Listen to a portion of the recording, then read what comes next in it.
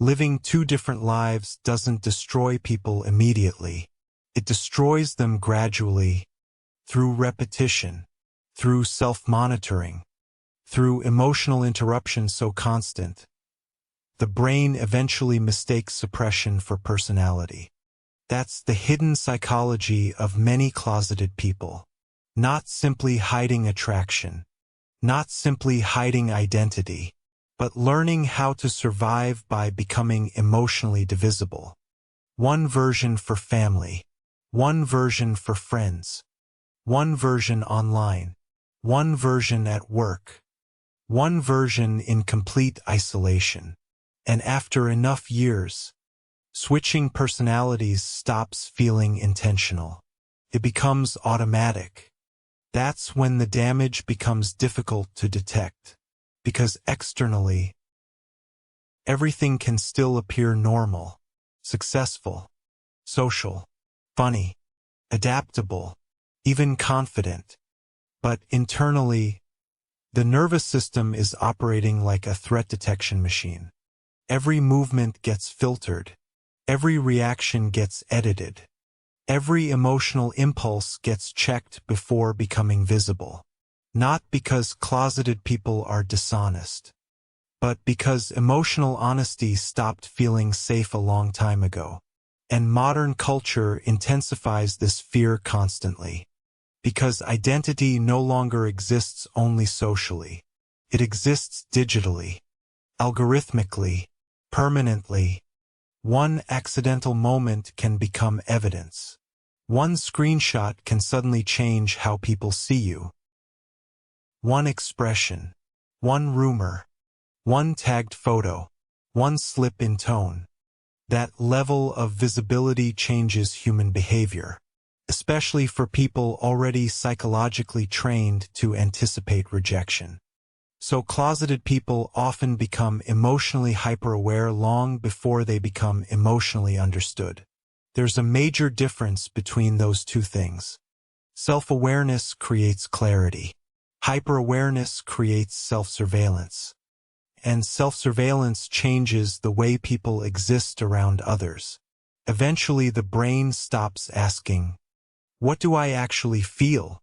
and starts asking, "What version of me feels safest right now?" That question quietly reshapes identity, especially during adolescence, because adolescence is already the stage where people build themselves through social feedback. Closeted people just experience that process under psychological pressure. They learn how to read rooms early, how to adjust speech patterns, how to redirect attention, how to perform emotional neutrality, how to avoid becoming detectable. That level of emotional editing becomes exhausting, but socially, it often gets rewarded. People call them mature, easygoing, low maintenance, funny, adaptable. What nobody notices is that constant adaptability can slowly become psychological self-erasure, especially when authenticity feels dangerous. So many closeted people become experts at understanding everyone else emotionally, while becoming disconnected from themselves. That contradiction creates a very specific kind of loneliness. Not isolation, something worse. Psychological invisibility. People interact with you constantly, without ever fully meeting you. You become socially included, while emotionally absent from your own life.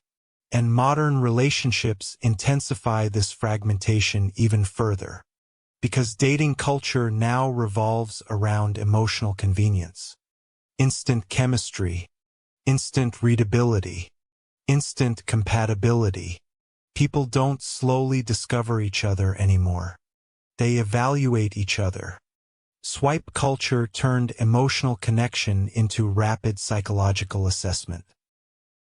And closeted people often enter that system already exhausted from years of emotional calculation. So intimacy becomes complicated. Not because they don't want love, but because intimacy increases visibility. Visibility increases unpredictability. And unpredictability feels dangerous to a nervous system built around concealment. That's why many closeted people become emotionally contradictory in relationships.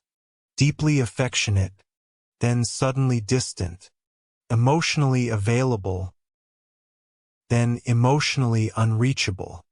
Craving reassurance, while fearing dependency. Wanting intimacy, while panicking when intimacy becomes emotionally real. Because underneath all of it, there's often a deeper fear operating silently. If someone sees the full version of me, will they still stay? That fear changes attachment completely. Some people become hyper-accommodating. Others emotionally detach first to avoid abandonment. Some over-explain themselves constantly. Others explain almost nothing. Both are survival mechanisms. One attempts to control misunderstanding. The other avoids emotional exposure entirely. And after enough years, many closeted people stop seeking complete understanding altogether. Partial visibility starts feeling safer. That's one of the darkest psychological adaptations hiding creates. The nervous system starts treating emotional incompleteness as safety. And modern social media culture reinforces this constantly. Because online identity is already performative. Everyone is emotionally branding themselves now. Curating personality. Editing vulnerability. Optimizing relatability. Closeted people simply become fluent in these systems earlier than most. They learn how to appear emotionally open without becoming emotionally exposed. That's a very modern form of survival. And it creates another hidden psychological wound. Emotional translation fatigue. The exhaustion of constantly converting your natural self into socially acceptable versions. Different tone here, different voice there, different reactions in different environments, different levels of emotional honesty depending on perceived safety. That kind of fragmentation drains people psychologically, especially when nobody sees the labor involved. People only see the edited version, never the internal processing underneath it. And eventually, the performance stops feeling external. It becomes internal architecture. Some closeted people begin suppressing emotions automatically before consciously recognizing them. Not because they're fake. Not because they're manipulative. Because concealment became neurological. Their body learned protection before their mind learned authenticity. That changes relationships deeply, especially in a generation emotionally conditioned by overstimulation. Modern people are constantly visible, but rarely understood. Constantly connected, but emotionally exhausted. People now disappear differently too. Not dramatically, algorithmically. Dry texts, delayed replies, attention withdrawal, gradual emotional fading. And for someone already carrying emotional substitution fears, that uncertainty becomes psychologically consuming. Because many closeted people develop a deep fear of replaceability. Not always consciously, but internally they wonder, if people knew everything about me, would I still feel emotionally chosen? That question quietly shapes behavior for years, maybe decades. Relationships become emotional negotiations instead of emotional rest. Every interaction becomes partially monitored, partially edited, partially controlled. And the tragedy is, many closeted people become so good at surviving socially, they lose access to spontaneity entirely. Even when alone, That's when the double life becomes truly dangerous. Because at first, the performance protects you from other people. Later, the performance protects you from yourself. And dismantling that system can feel terrifying. Because survival personalities do not disappear easily, even after safety arrives. That's why coming out does not automatically heal emotional fragmentation. The closet was never only external.